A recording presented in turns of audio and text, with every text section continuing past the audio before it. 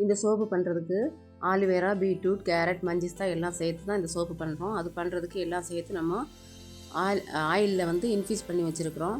அந்த இன்ஃப்யூஸ் பண்ணி வச்ச ஆயிலை கொஞ்சமாக ஒரு கண்டெய்னரில் எடுத்து வைக்கிறோம்.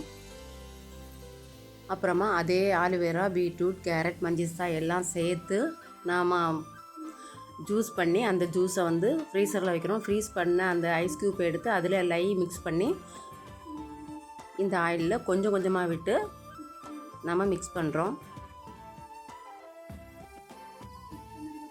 மிக்ஸ் பண்ணதுக்கப்புறமா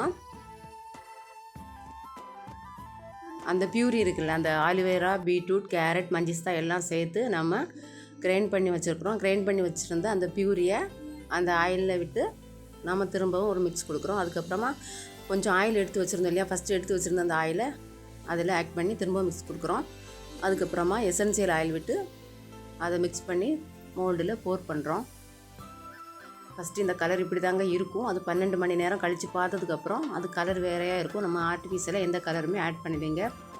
இதோடைய பெனிஃபிட் பார்த்திங்க அப்படின்னா முகச்சுருக்கத்தை போக்குது, முகத்தை மென்மையாக்குது, ஹைப்பர் பிக்மெண்டேஷனை போக்குது, கண்ணை சுற்றி இருக்கிற கரைவளையத்தை போக்குது.